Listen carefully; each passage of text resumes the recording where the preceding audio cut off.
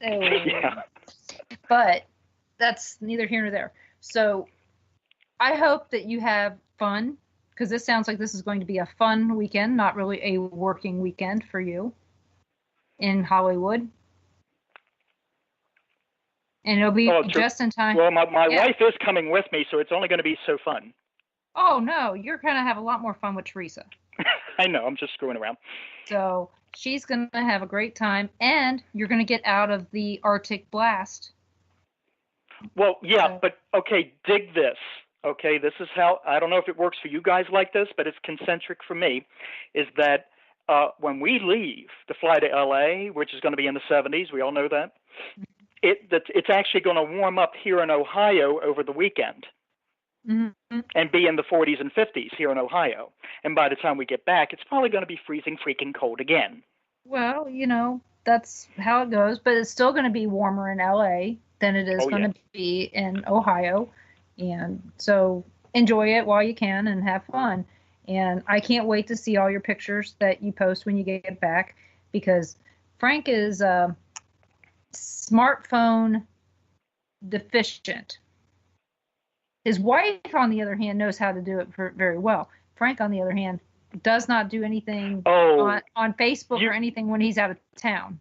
He waits till he Denise, gets you're home and being does it on the so computer. kind to the both of us, but we're two people who barely know how to navigate a push button phone. I mean, if you've Hey, seen my wife using a phone, you'd laugh out loud.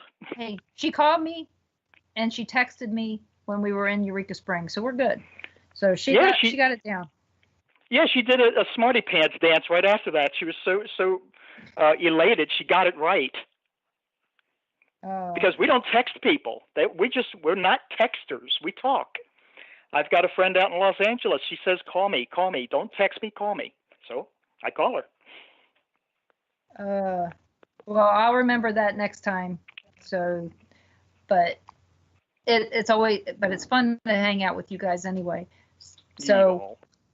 next thing I'm gonna ask you about is what did the we're gonna go back to the paranormal stuff because we could talk all day about random stuff. If you guys were with us in Eureka Springs when we were drinking, we did talk about a lot of random things. Oh, So don't forget the barbecue. We oh had yeah, Class A barbecue. yes we did. We had really good barbecue, but in our area, we got good barbecue on almost every street Oh corner. yeah, Really, when it's I landed in Kansas City the last time I saw you guys at the airport, there were where there should be the Hare Krishnas trying to give you their religion. They were trying to sell me barbecue. oh yeah, that's Second I got off all the it is. plane. Mm-hmm. Yeah, It's strange here like that. So maybe that's why Bigfoot here he had to shave so he could get in the barbecue places. That's probably why you don't see him here. Yeah. So I want barbecue and they ain't gonna give it to me. I'm gonna shave and I'm gonna put on a suit and I'm going, or at least jeans and flannel. So this Aberdeen wild man, what makes him different than say Bigfoot or Dogman or anything like that? well, the two identifiable creatures I know for a fact I have seen is both Sasquatch and the Aberdeen Wildman. The other creatures I encountered in the woods are unidentifiable. They're just large, strange beasts that look like they could be both human and animal. Maybe a Sasquatch, but then again, it could be something else. It's like that. There was absolutely nothing in common I saw between the Sasquatch we saw back in 1975 and the Aberdeen Wildman I saw in 1980. Nothing they had in common whatsoever. And of course, in my book, I lean heavily on examining the characteristics of things, what they, the method of operation, how they did things, because that's a giveaway. In zoology, there's in the animal kingdom, there's something called habitat, and habitat is how a creature behaves in the wild, how it makes its home, how it feeds itself, how it comes and goes and all that, how it breeds. Sasquatch has none of these things. And this Aberdeen Wildman I saw, if it was a human being out in the middle of the marshes on a meth trip, well then, there's a part of me that could have accepted that. But human beings, even on meth trips, cannot make vertical leaps in excess of 15 feet. There is no creature in nature capable of a 15-foot vertical leap. So, No. I'm sorry. Go ahead. No, I'm disagreeing with you. There's no way that there's any creature. I mean, besides maybe an elk that might be able to jump that high. And I'm thinking the highest it can jump is probably 9 to 10 feet, not 15. So I'm just agreeing with you. Yeah. Now, I watched something that looked like a human being make a vertical leap. I mean, straight up from where it was standing, no running start or nothing, into the lowest branches overhead on the tree it was next to. And I went back about 2 weeks later with a very big friend of mine named Mike because, and as I put in the book, there's no way on this God's green earth I'm going back to that place by myself. So I took my big friend Mike. Mike's about 6'1". I had Mike stand in about the same spot that I saw this thing standing in right before it did its deal. And it near about the same size Mike was, about 6'1". This would make it among the shortest of all Sasquatches if it was a Sasquatch. Yeah. So you rule that out. How often did other people besides you talk about this Aberdeen wild man, or did they call it something else? Well, I got the name from a sergeant who was a friend of my family at the time. They lived up the road in a place called Edgewood. I think you may remember that. At the time we all lived there, Edgewood was a bustling shopping community. I mean, it was everybody went to Edgewood to shop. And he and his wife lived there, and he was a sergeant on the Aberdeen Proving Grounds. And we had, and this is within about a year of sighting the wild man, encountering the wild man, having a conversation in the living room, and I dared talk to him about it because what I saw took place within about a half mile of the Aberdeen Proving Grounds. And he immediately recognized what I was talking about, and because this same thing had ravaged the Aberdeen Proving Ground. It had come onto the base, rummaged through the commissary, gone through the garbage, all kinds of stuff, and they can't lay a glove on it. And he's the one who gave me the name. Oh, well, that makes sense. Plus, the Aberdeen Proving Ground is huge, and it is. It is our nation's oldest ordnance proving testing facility. It dates back before World War I. Hold on a second. Cat. We have a cat. We have a cat in our other bathroom that's trying to open the cabinet door. Ron goes, he looks at me and he goes, "What is that?" I said, "It's a cat trying to open the door."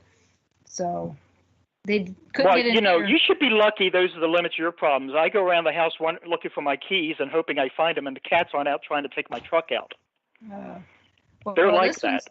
This is a Maine Coon kitten that we found. Oh, those are beautiful animals. Yeah, well, his brother is already on his fourth home, but his sister is trying to rearrange everything in her house. So it's interesting. So, but cats aside, I just know that every place I lived seemed to be not far from the Aberdeen Proving Ground, out in Bel Air, Maryland, and Churchville, Maryland, and Essex, and out in Towson didn't seem to be that far from there. It just seemed like everything was around it, no matter where you were. So, and also I hear that there are as much of that is very very haunted. There's a lot of conspiracy theories in the area about. You even talk about in your book about experiments that were brought back from during World War I and World War II from other places and continued on there. So things that were happening that people think are happening out in Area 51 and in Roswell are happening. Well, not Roswell, but happening in Area 51 is actually happening right there by our nation's capital in Aberdeen. Yeah. Well, it's one of the reasons why in the mid-'70s the federal government kind of broke up a lot of these programs. You're referring to Project Paperclip, which part of which was being conducted at the Aberdeen Proving Grounds. Everybody who lived in the area had no clue also that they were living within a very short distance of very volatile chemical weapons developed at the proving grounds. Oh, yeah. They had no idea. None of us did. Nobody ever talked about the things that were going on out there, other than if you went too far, you were being escorted out with a gun, or arrested. Same as Martin Marietta. If you climbed the fence at Martin Marietta, you were probably getting a lot of trouble. I did, but I got to meet some very important people during the filming of Dog Day Afternoon. Oh, is that what that was done at? Yeah. Oh, cool. I didn't know that. Yeah. I got to meet Al Pacino by accident. So, but, it was a fun story until my mom had to pick me up. What in the heck were you doing? So, but, there was some helicopter scenes that were filmed right there over by Rocky Point. Yeah. I would, I bet you and I could hash over Baltimore County life for most of the night. Oh, yeah. But that's also another place that people have no clue what was going on over there, where they were, they were building planes. Martin Marietta was my grandfather actually did work for Martin Marietta. He was actually an engineer, and he worked with submarines. And they didn't know that was associated with Martin Marietta, but it was. And the A-10, the development of the A-10 jet, actually, Martin Marietta there had a lot to do with that too. This is getting very techy for your paranormal audience, but it's amazing what's happening right in your own backyard. Do you have any idea how big Aberdeen Proving Ground is? Well, a phrase that I love to use awesome is freaking huge. How about 1,100 or 114 square miles? That sounds well, and I think if I'm right, what you're quoting encompasses out into the Chesapeake Bay about a third of a mile, half mile, something like that. Yeah, it shows that. And there's a no coasting zone through that, as they test ordnance out there. So they've got a whole bunch of things out there that talk about that. So touches. Well, I had wondered if it was an escaped experiment from the proving grounds. I would not have thought that at the time because I was 17 and just a young dumb kid. And as I love to tell people, I was a famous Japanese comic book superhero called Young Dumb Guy. I knew nothing, and I'm frank enough to admit that to you.